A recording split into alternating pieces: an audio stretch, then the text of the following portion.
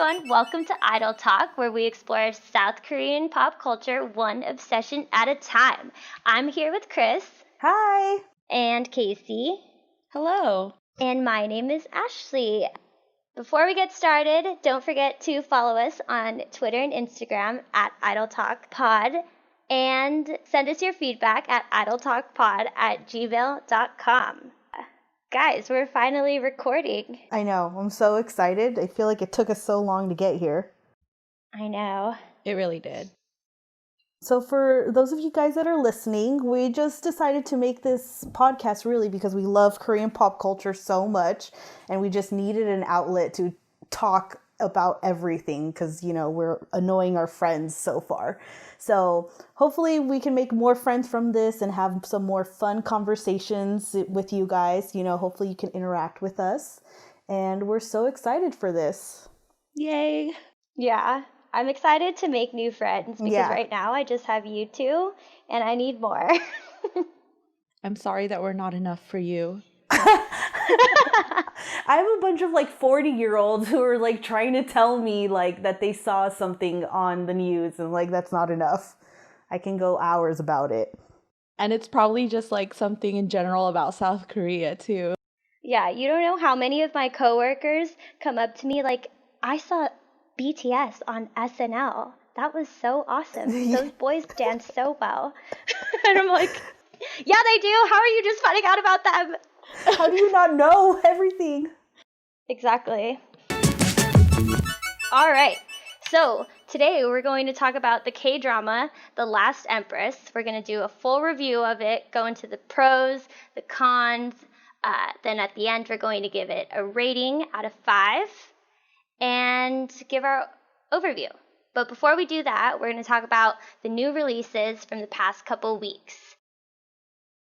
We have 3 that we want to talk about in particular: Eric Nam's Runaway, GOT7's Eclipse, and Weki Meki's Picky Picky.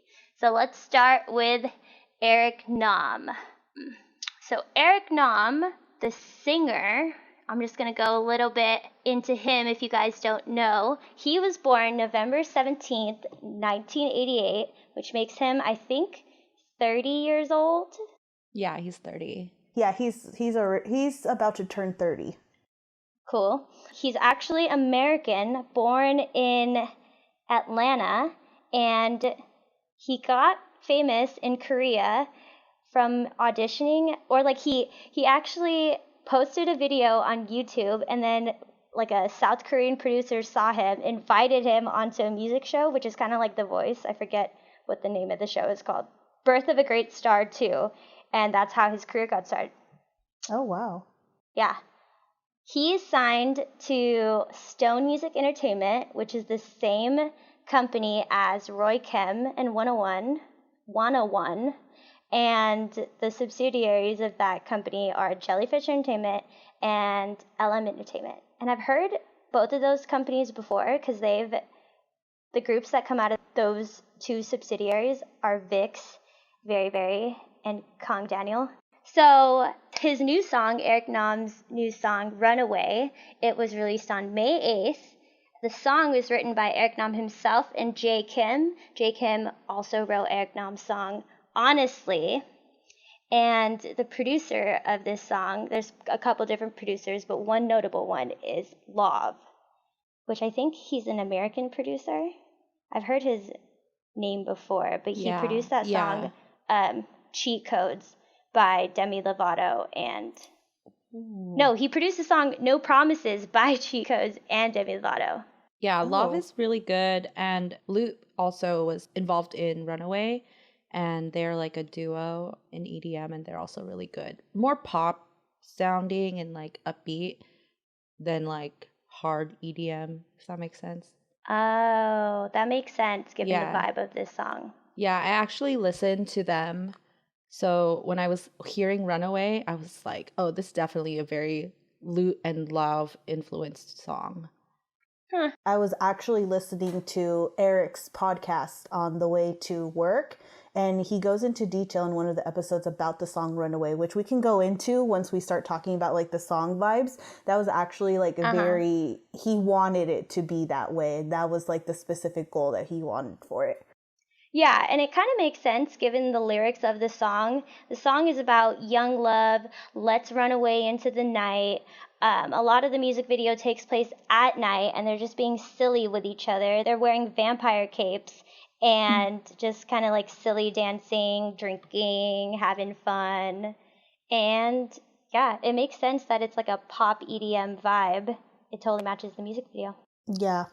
Going back into what Eric was saying about the music video, he was giving like a little anecdote about it. He was saying that the actress in the video, she had not heard to the song beforehand. And so it was funny, like after she finally like read the lyrics about the song and like actually heard it, she was like, oh, this is why we did a bunch of these like night scenes. And he was going on about like about that whole vibe, how he wanted it to be like that kind of like runaway type of love instead of like a runaway, running away from a sad relationship that I just had. Yeah. So it's just funny, like watching the music video and like seeing those night scenes and, thinking about what he had said, how she had, filming those night scenes and she had no idea what the song was about. For not knowing what this song is about, she acted pretty well. Oh, yeah, totally. Yeah, she's so cute. She is. She's so pretty. She is. Skincare goals for me. To be honest, this song has been on repeat for me. I've just been listening to Eric Nam radio for like 2 weeks now, ever since this song came out. I freaking love Eric Nam.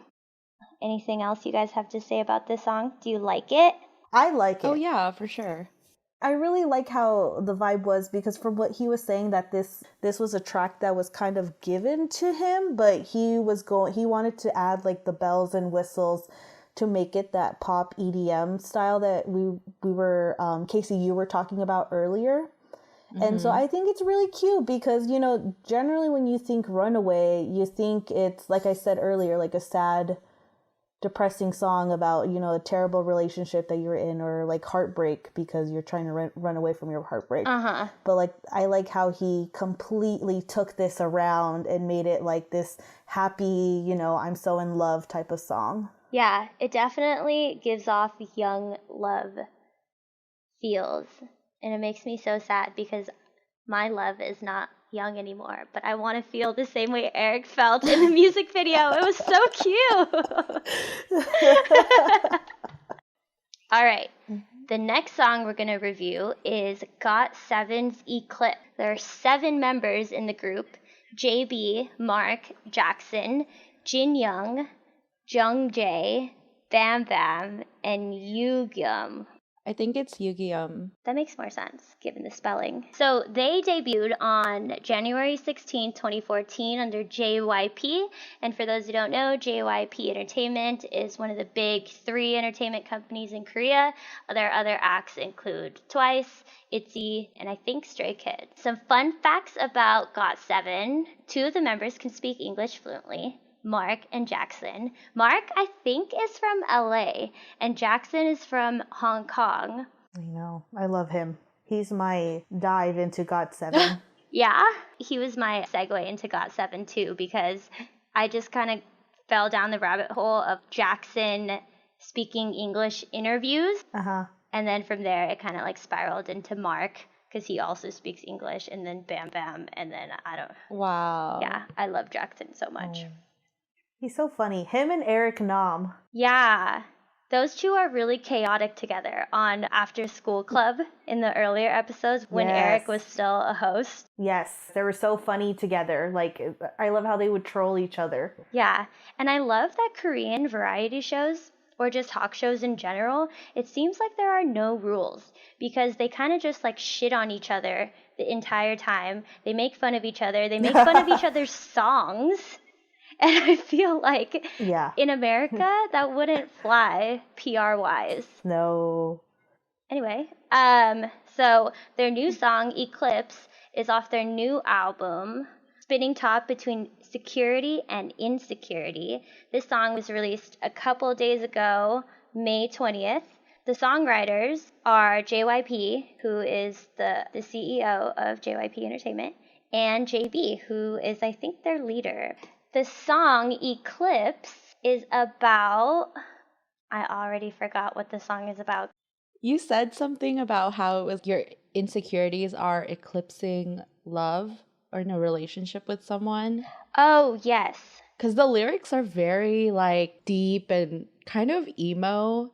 The song itself, like the beat, you wouldn't really expect how introspective and kind of melancholy the lyrics are because the beat is just so danceable. Yeah, that is so true. It is pretty emo. Yeah. The song is about their fear that their insecurities will eclipse their love for their partner, which I don't really know what that Aw. means. Well, it's like if you're insecure in your relationship, you'll never really fully let yourself love your partner for who they are because you're so caught up in your own self and you project some of your fears and insecurities onto them. You'll be a jealous partner, you'll be a possessive partner, kind of controlling maybe. Oh, that is kind of emo. That is kind Yeah, of emo. it's really deep. Well, I'm trying to think of like, okay, let's think of it in like real world, like a lunar eclipse. Yeah. Oh my gosh, I always mix this up. Is it the Earth is between the moon and the sun? I don't know. Or the... I'm a science teacher, guys. I'm supposed to know this. And I always mix this up. Are you educating our young minds? Yeah. Yes, I Isn't this your am, and I job? always forget. Oh, wow. Okay, so there's like two different kinds of eclipses. So there's like, Yeah, there's solar and lunar. it could be either the earth will pass through the shadow of another or the moon will pass through. Either way, someone's passing through and covering Okay, so something that kind of else. makes sense what you were saying, Casey, that like no matter what, the insecurities will project onto the relationship. Is right? Do I have that right? Yeah. It's a very emo video. If you notice, it was all black, right? And it felt like Jackson's scene. He was encased in this glass box, but did you guys notice how there was like breaks on the glass? Yeah. Mm-hmm. So I'm wondering if that's like his insecurities trying to break through, or trying to project out. Or maybe that's him looking at himself I hadn't considered and that. trying to break free of the things that are holding him back. And maybe that's why the mirror is cracking. Damn, that's deep. Because he's trying to break away from Snaps. those insecurities so he can fully love his bae. Dang. We're getting so deep. Yeah, no, because the lyrics are deep. Like the music video too is really artsy. Mm-hmm. The angles that they got, I thought were really different and interesting. And like, don't even get me started on the choreo because I was watching it with Ashley earlier on the phone and I was like, oh, that was so good. Oh my god. I know, I'm so excited to see their music show stages for this because they only showed a little bit of choreography in the music video. A lot of it were kind of like them walking really slowly or like looking at the Or mirror, standing. like touching the mirror, like artsy shit. Yeah. And so I'm sure the choreography is really good because the 5 seconds that they showed choreography, it was great. Yeah. Definitely. I like the visuals behind it. Like and then also like the endless staircase too. That guy was like walking up the staircases. I'm sorry that I don't know who he was. I'm still learning, guys, okay? Listeners, please don't hate me. I'm learning. I know his face, and he's the boy that is in that drama, He's So Psychometric. Oh. He is one of the male leads, and I added it to our K-drama watch list because this dude is in it. But he's like the Jin equivalent. Isn't that show still going? No, I think it just ended. Jin Young. Mm-hmm. Oh, that's who it is? That's his name. Jin Young. Okay. Yeah. One thing that I did realize as we were getting into this conversation is that this song is really different from all the other spring releases. It's so dark, and I feel like spring songs are normally a little bit happier. Like Runaway. Runaway is such a polar opposite of this song. It is. And picky. Overall, what do you guys think? Do you like it? Do you not? I love it. Love it. All right. Are you guys ready for the next song? Weki Meki's Picky Picky? Yes. Awesome. Yes. So Casey, you could take this away because you are the Weki Meki stan here. We're called Keelings. Keelings? Keeling. What is that supposed to be? With a K. Yeah, Ki-Ling. Oh, It's like, Keelings. Okay. yeah, That's the fan name? Keeling. What does that even mean? I have no idea. I just understand that this is my life now. All right. I'm not here to ask Yeah. questions. I'm just here to stand. I respect that. Thank you. Thank you.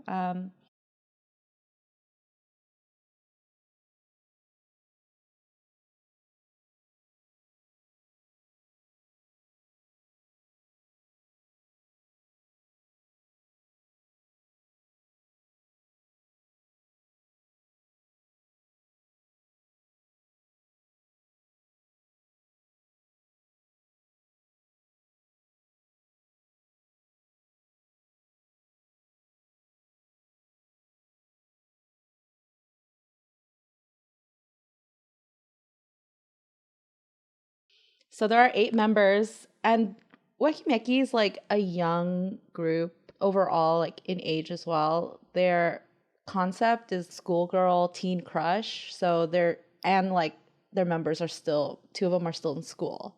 So they're fairly young. Like their oldest member, the leader, is 22. Her name is Suyeon. And then Ellie is next. She's 21.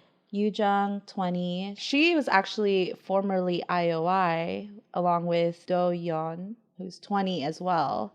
Next is Se, 19. I should learn their pronunciation of their Yeah. names. What kind of I'm stan am embarrassed for I? you. Lua, 19. Rina, she's the second youngest member. She's 18 and she's still in school.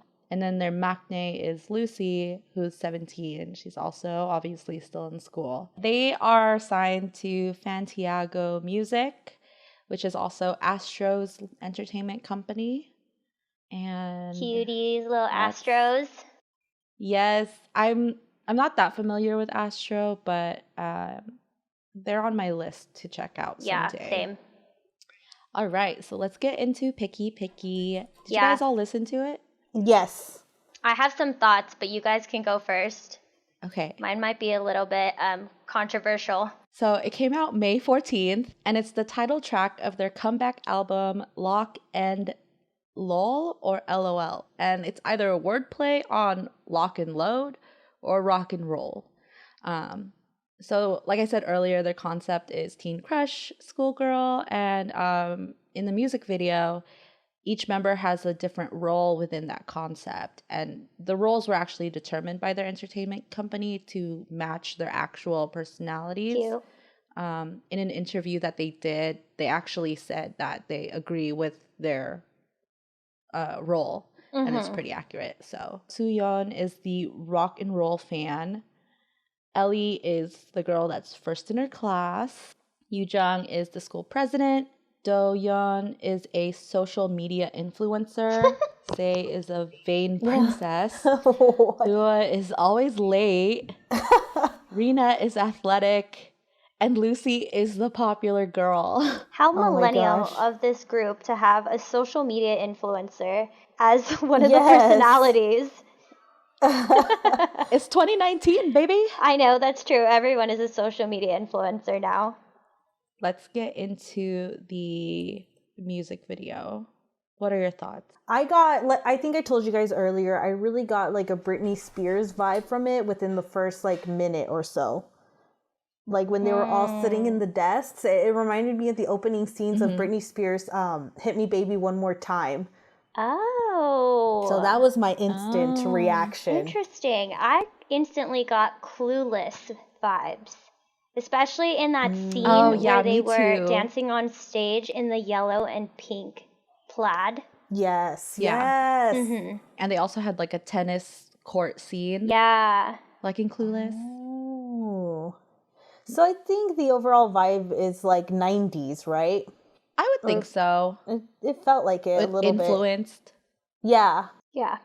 I really liked the colors of the music video. They were really pastel and bright, and I thought that fit the spring mood. And the song itself is really fun. It's really catchy. Yes. Yeah, it's definitely catchy. It's stuck in my head.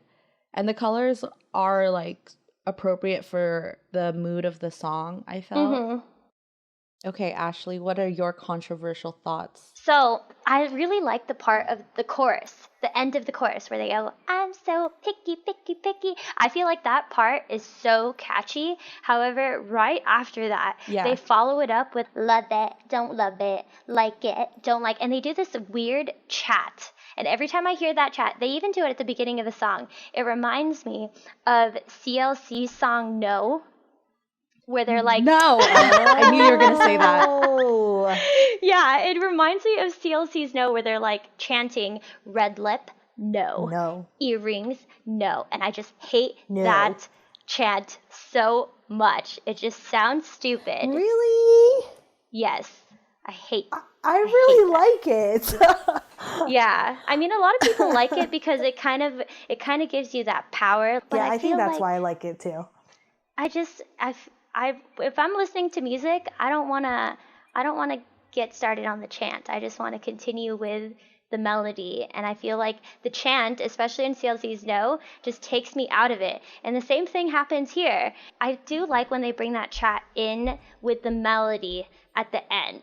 They play the melody underneath the chat, and they kind of like, instead of chanting it so much, they sing chant. And I like that part a lot more. I honestly think they do the same exact thing in CLC's No. They like chant at the beginning of the song, in the middle of the song, and at the end they sing chant. It's probably the same exact composition. But yeah, other than that, I really like the song. You're too picky, picky, picky. Mhm. On intensity level, after GOT7's Eclipse, it's kind of just fun and like lighthearted. Mhm. Did you guys notice that in the music video in the beginning, the audio will switch between your left and your right earphones? Like ASMR. Oh. Yeah. Yeah.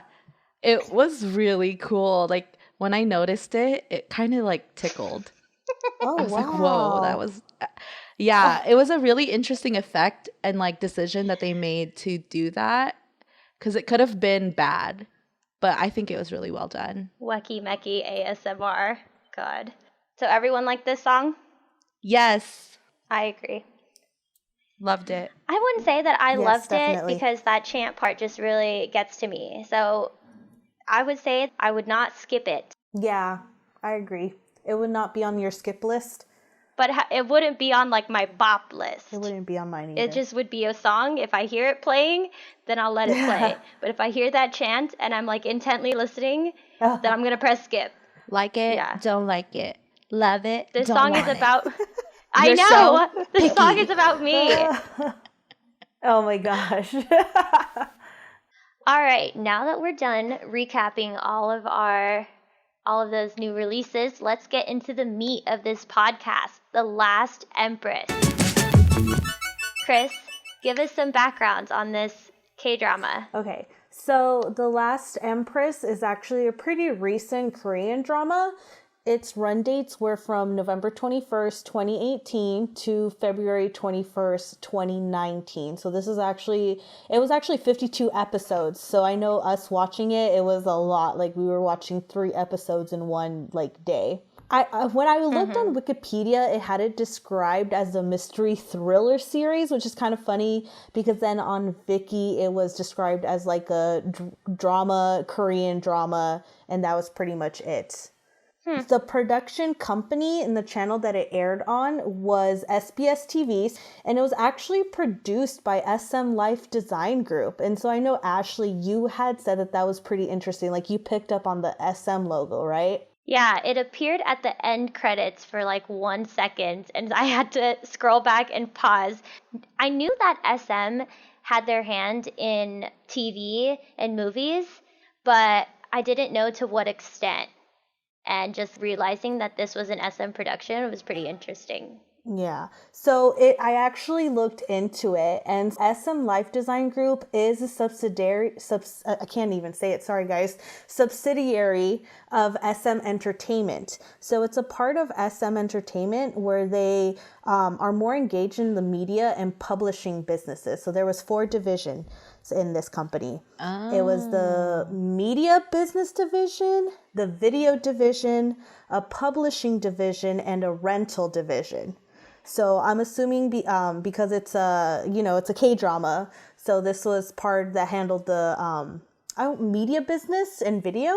So yeah, so it was actually part of SM Entertainment, which actually it's a perfect segue because when we talk about the actors in it, the starring actor, I'm sorry if I butcher the names, Jang Nara, she's the actress that plays Sunny.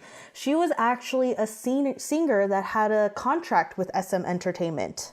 But then they actually dropped her because they thought that she wouldn't be able to compete in the market. But she did have one hit song that's super well known in Korea, and that's Sweet Dream.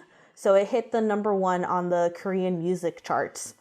As far as for this drama, she actually won the SBS Drama Award for Top Excellence for an actress in a Wednesday Thursday drama. So yeah, she was actually pretty well known in Korea as a singer, and then she went into The Last Empress. The second lead, I would say, is Choi Jin-hyuk as Na Sik. He won the SBS Drama Award for Top Excellence to an actor in a Wednesday Thursday drama for this drama. The next one was Shin Sung-ruk as Emperor Lee Hyuk. And he's better known in the musical theater industry now, but for this drama, he also won the same award as the actor who played Na Won-sik. It was the Top Excellence Award to an actor in a Wednesday Thursday drama. And then, a little bit more, they were kind of minor characters, but still played an important role in the drama overall, was Lee Elijah, who played Min Yu-ra, Shin Eun-kyung, who was the Empress Dowager, and Ah Sung-yu, who played Crown Prince Lee Yoon or Vincent Lee. We actually knew or have seen Ah Sung-yoon in 12 Years Promise, a previous Korean drama that we had seen before.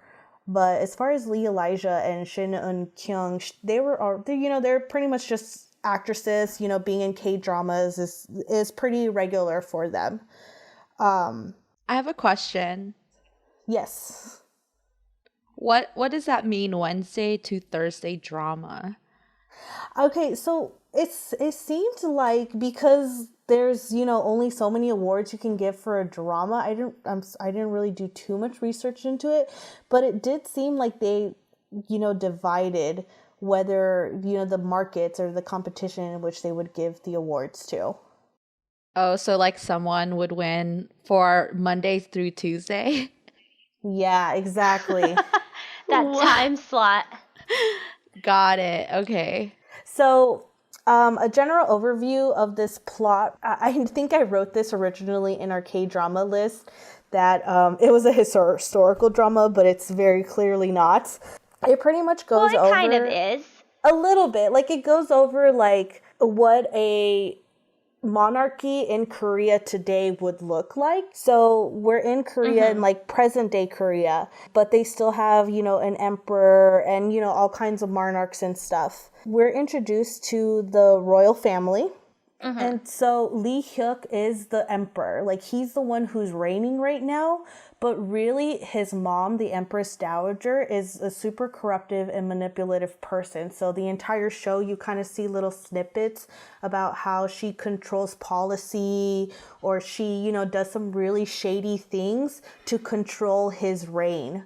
So the entire show is based around this family. And so the emperor kind of, he murder someone with Min Yu-ra. That's how Oh Sunny comes in. So pretty much she's his alibi, where to prove that, he was innocent and didn't commit this murder. So he ends up marrying her. And so throughout the whole series, Oh Sunny starts to realizing, this was the kind of like if we were to marry a member from BTS and, where we're idolizing them. It was kind of how she saw the emperor. So then that whole perception is completely shattered. And so she's trying to expose to the general public how corrupt this royal family is. Yeah, I think that was a pretty good summary. It's also important to mention that Na Won-sik plays a role in this. His mom is the person who was murdered by the emperor and Min Yu-ra. And his mom is also Min Yu-ra's adoptive mother. So there's a lot of tangled webs. Yeah. So let's get into this overview. We're going to go into pros and cons. But now that I'm thinking about it, should we talk about the cons first and then end with the pros? Because I just really want to get into some tea about some complaints about this drama. Yeah, let's let's do cons and then we'll put a band-aid on it with the pros. I like that. So Hot. the beginning of the drama opens up really hot. Like right in the first episode, the Emperor is hooking up with his secretary, Minyu Ra, and Minyu Ra has like a boyfriend who is not Nawang Sik, but he's not really like he's more in love with her than she is with him because she clearly has moved on to the Emperor, so she doesn't need this dude anymore. And Nawang Sik is trying to figure out where she is and why she's not hanging out with him, and that's how the mother gets murdered because he finds out That's right. that Did that really? she's hooking up with the wow, Emperor, it's been- and that happened in the first episode. Damn. Yeah, the murder You're right, happened in the though. first episode. And so when I first started You're right. watching it, I was like, what did I just get into? This is all happening really fast. And it never stopped. And what's interesting is that but the way that it never stopped was like, it was just compiling problems and just like, I don't even know. I was You so guys- excited going into this. But yeah. I was like, oh my gosh, this is good. This is so juicy. But because like you said, there was like cliffhanger after cliffhanger. There was a bunch of oh my gosh moments. And so that's how I was hooked. Yeah, but it was exhausting. I think halfway through I was just like watching it to get it over with because it was just nonstop thrill or cliffhanger or drama. And my boyfriend usually likes to watch the K-dramas with me, but this one he was like, I can't handle this. You have to take this to the other room. And if my boyfriend says that, all of the characters all tried to kill each other at different parts of the show. After he found out who murdered his mom, he like lost all that weight and tried out for the Emperor's guard. And then the entire plot of the show was him weaseling his way up to being the Emperor's best friend with the whole purpose of killing him. Sorry, I was saying more like the Emperor's right-hand man because I don't think he wanted to be his best friend. I think he just wanted to be in a position to be able to kill him and like get revenge on him. yeah. So, you know how Wang Shik became Chon Woo Bin and then became the Emperor's right-hand man? I feel like in the 52 episodes, he had so many opportunities to kill the Emperor, and he just never did. And somehow he kept getting promoted and promoted and promoted, and he got closer and closer and closer to the Emperor. And it's like, dude, you're literally standing over him as he's sleeping. Dude, just kill him already. Yes, and he just didn't. How many times did Woo Bin stand over the Emperor's sleeping body with tears in his eyes, just vowing silently to kill him? And after like the 10th time, I was like, just do it. Just kill him, please. Do us all a favor. I'm going to be honest. Yeah. He was. Because he was so I'm gonna be deserving. honest, I was kind of like, I was trying to go with it. I was like, okay, maybe he wants something bigger and better. Okay, he's stealing his money to give to the people. I see that now. Okay, he's working with Osoni to try bring everything down so there can't be a monarchy anymore. Like, I was trying to go with it, but yes, like, I feel by episode, like, 50, 40, it was kind of like, I don't think he's gonna kill him anymore. Like, I think he's just wants to not even hurt him. Like, I just don't think he's going to do anything about it. He's not going to get his revenge. So it was exhausting. It took too long to get to that realization that because he did have that realization when he was going to kill Minyu Ra and the ghost of his mom appeared and was like, that's right. You're a better person. Like, I raised you better than this. You're not a killer. And I think that was the moment that he realized, like, I'm not going to kill this woman anymore. or the emperor. I'm just gonna bring down the Korean Empire. His character development, it just was took too long. It was a very disappointing. I did not like it. Disappointing. It was. And his spoiler alert, his demise is so disappointing. I was so sad. Pathetic. Yeah, I was. I think when they revealed that it was Na Won-sik who, that saved them, like, I was so disappointed. Like, they didn't even show him. Like, they showed, like, a mangled body, right? Yeah, because he left the drama. Wait, what was the reason why he left so abruptly? Well, he had a 48-episode contract, and then he had another obligation that he signed on to. And then the writers and producers decided to extend the show by 4 more episodes because it was so popular. And by that time, he had to go to his other commitment. That's the next thing. Like, I wonder, like, how it was so popular. Because, I consider, like, super popular dramas like Descendants of the Sun. That one was, like, completely hooked from beginning to the end. And this one, I just feel like at the end, it just lost it. Mm-hmm. Yeah, I think it's because it's so thrilling. And also, Korean viewers were watching it as it came out, whereas we were binging it every day or every other day, 3 episodes at a time. So that's true. Our perception of the writing and the storyline is different from waiting a week. Yeah, that's true. We got a more coherent. I wonder what their time slot was too, because then also who was watching this show that made it such a big hit. Because you know how there's a difference between people watching at like 3 p.m. versus an 8 p.m. drama here in America? Yeah. So I'm wondering if like that has something to do with it too. I feel like we're just bagging on this drama right now. Okay. Well, I mean, there were some really good characters in the show. Really quick, I Googled it, and the time slot for the show was Wednesdays and Thursdays at 2200. What is 2200? 10 o'clock p.m. Oh, wow. Yeah. 10 p.m. Okay, so it was a late night drama. That's really late. Yeah. And it was in the praised for its fast-paced and unpredictable plot. All right. Well, that makes sense. I forgot who said it. Which one of you said it was it was you, Casey. How we were binging it versus they had to wait to get the next episode. Yeah. Exactly. This one was an episode on Wednesday and then a new episode on Thursday the next day. Okay. And then they waited another week again. It's interesting that this drama was praised for having so many plot twists, because I feel like some of the plot twists were just inserted for the sake of adding plot twists. Yeah. I agree. Some of the storylines didn't need to happen. Yes.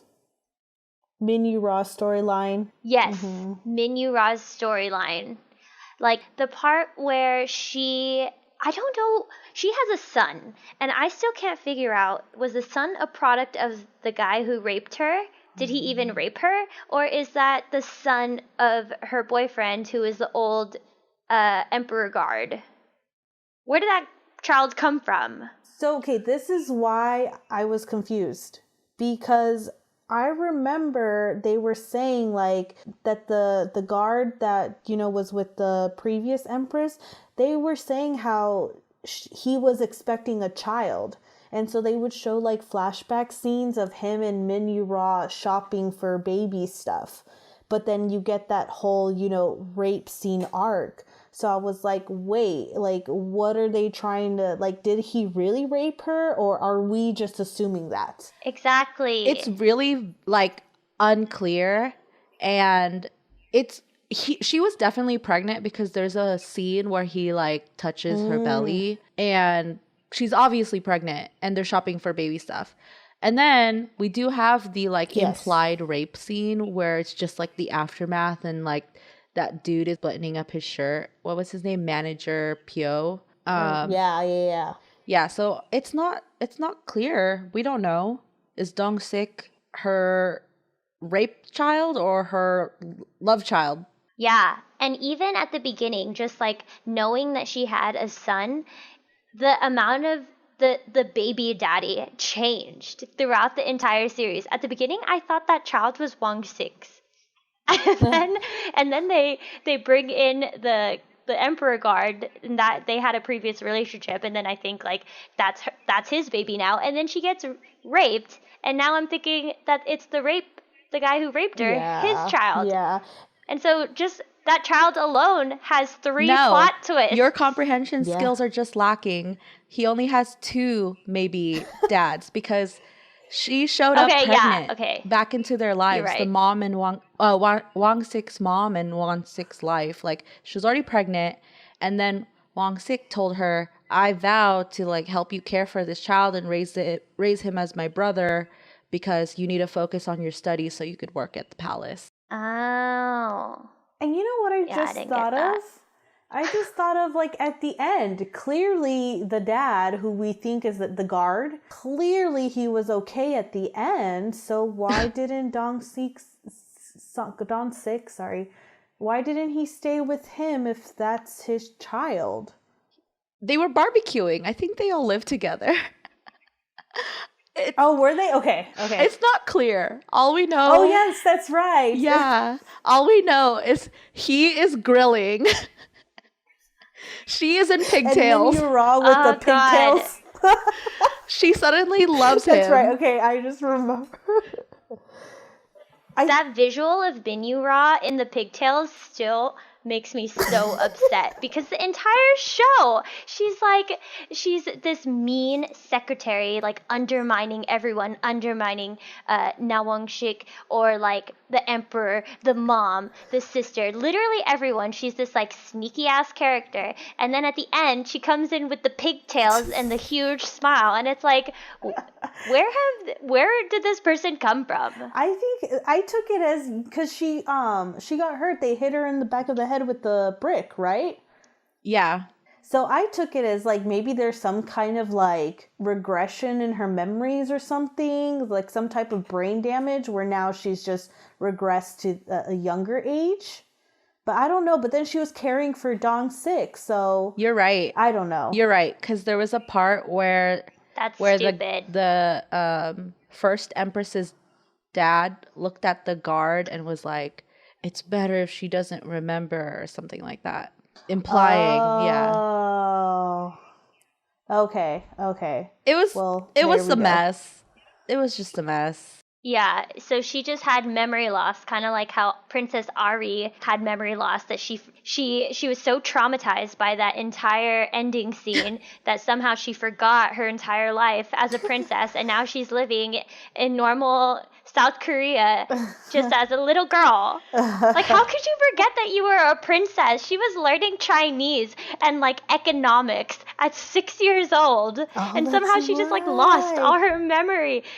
Yeah, she was training to be the emperor at 6 years old, and then she got memory loss, and now she's a normal child. Wait, how did she get memory loss again? The shock. Well, the Empress told Nanny she saw everything on television. The Princess Ari did. And the shock of like all of the Emperor and Empress Dowager's crimes and the nanny's crimes were so great that it like she fainted, and then when she woke up she couldn't remember a thing. It was absurd. Plot twist even at the end. A little too much. Yeah. That was stupid.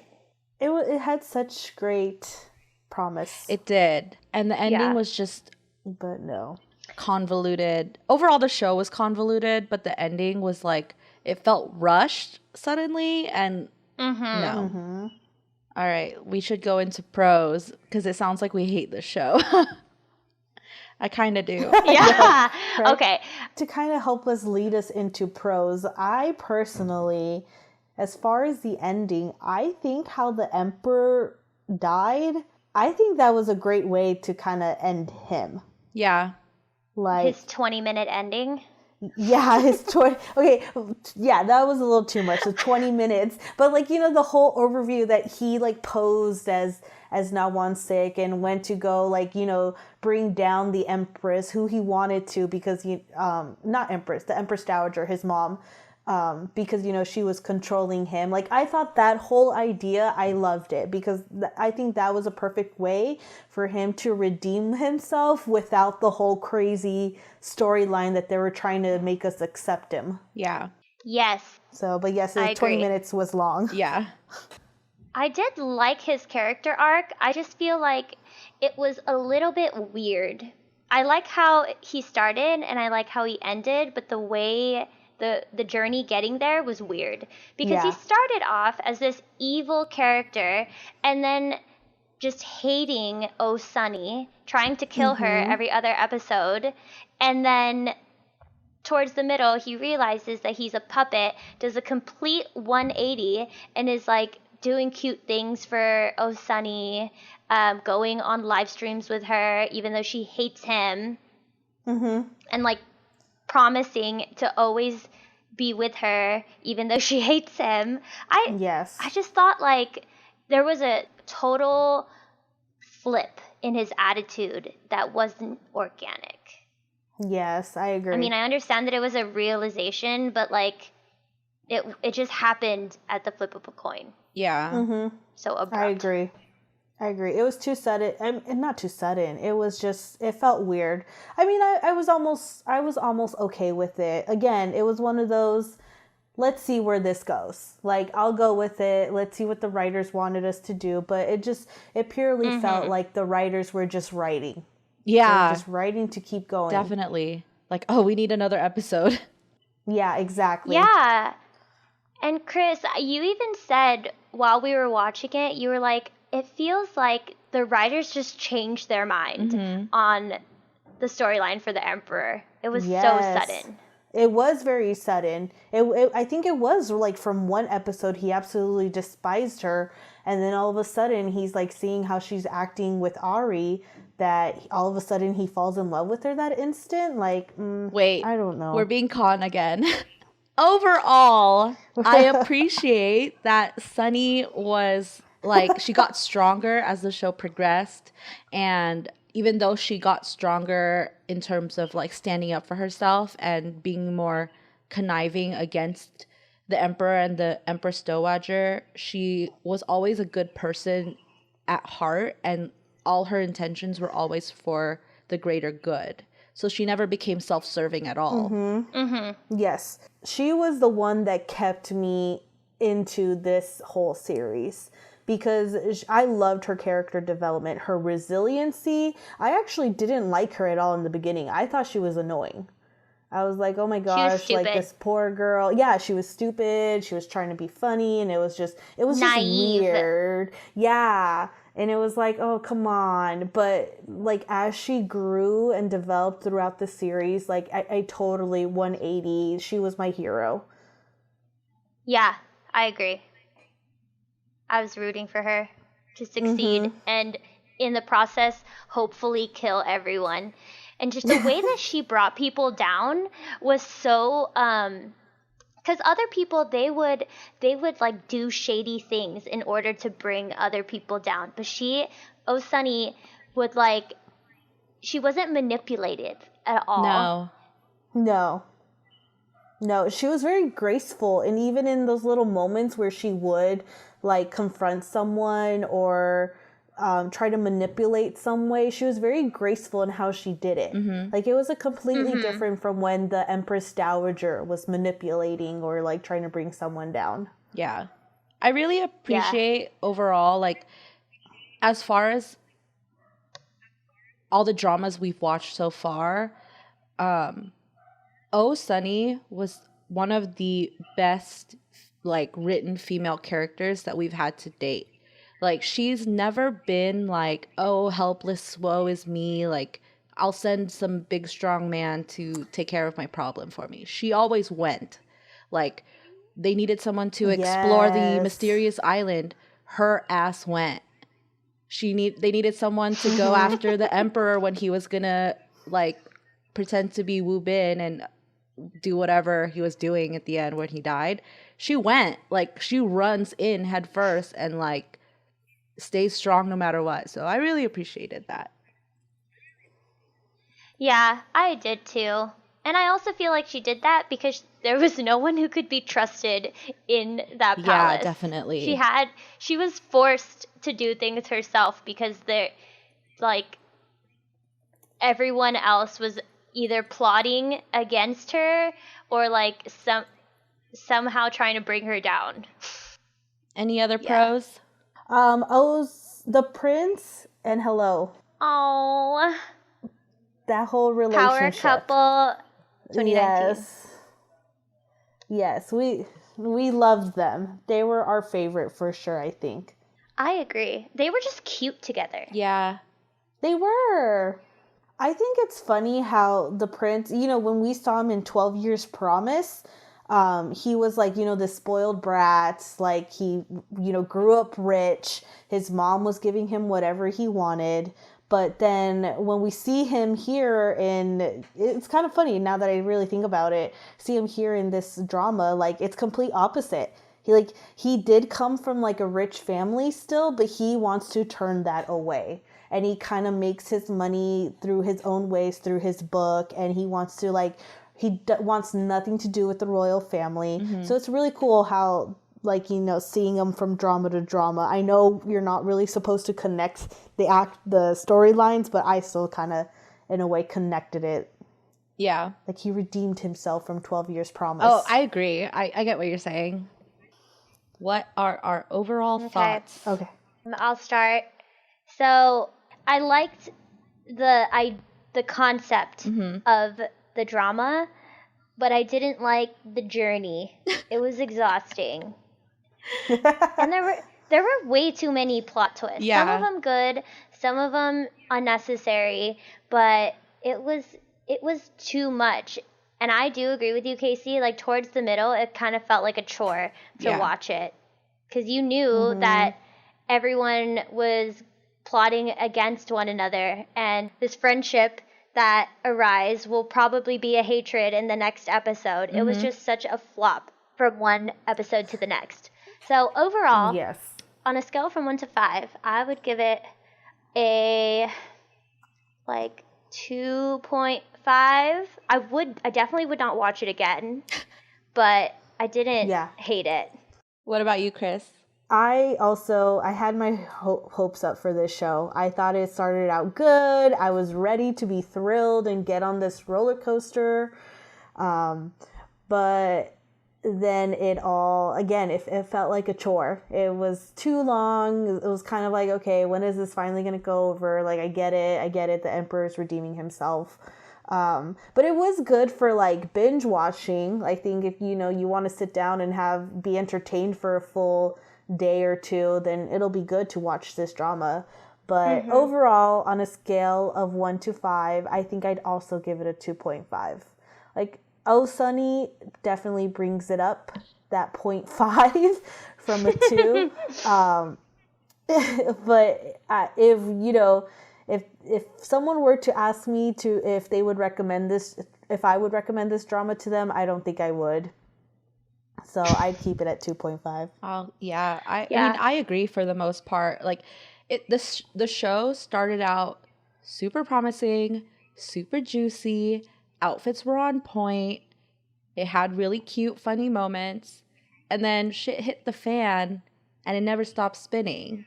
Shit was just flying all over the place, hoping to land and failing. I was just like, what's going on?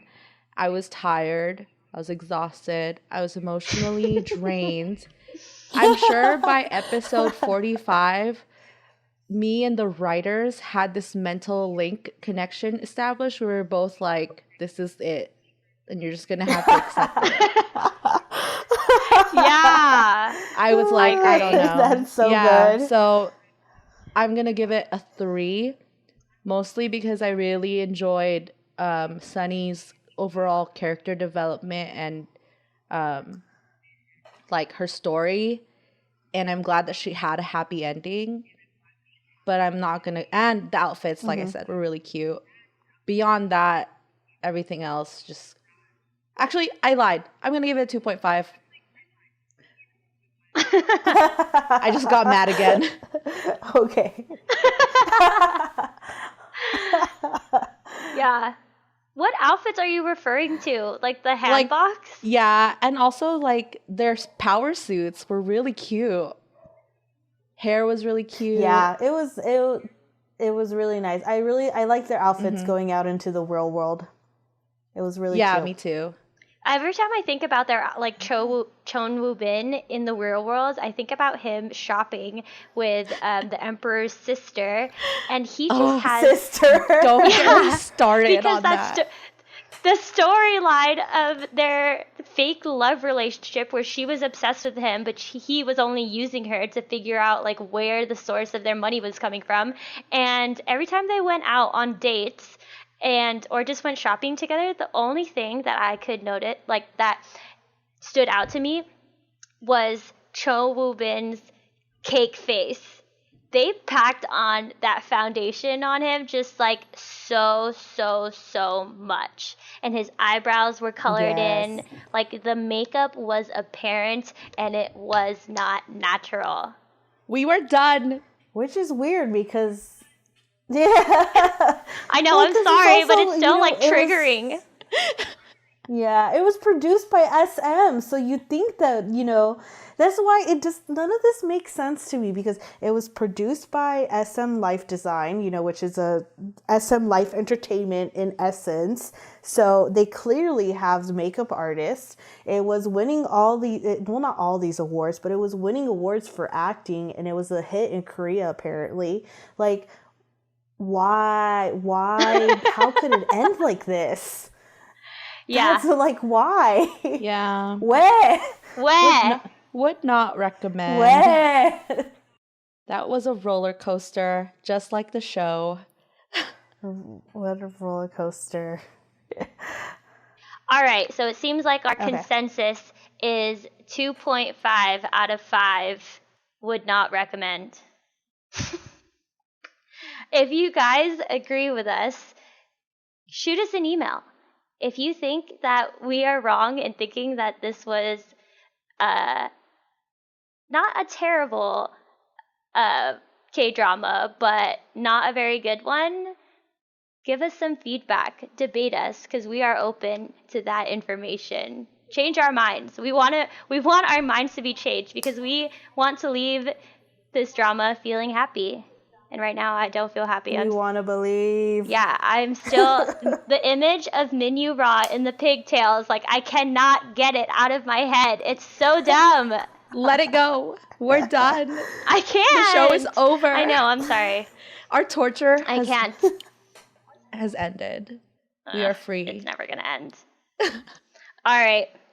Our next episode will be about our first BTS concert, or actually our first K-pop concert together. So stay tuned for that episode. Do you guys have any notes before we say goodbye? No. No. Ending remarks? All right. Thanks I have an ending remark. I have an ending remark. Well, actually, I actually have one ending remark. Okay. My ending remark is GD needs to come out of the military now. Oh my goodness. I need G-Dragon back in my life. I cannot watch the same YouTube videos over and over again. I need him. Someone grab GD. I'm looking forward to October. Casey, your ending remark? If you've made it this far, thank you for listening to us. Yes. Thank you. Tweet us. Yes, thank you. All right, guys. Until next time. Bye. Bye. Bye.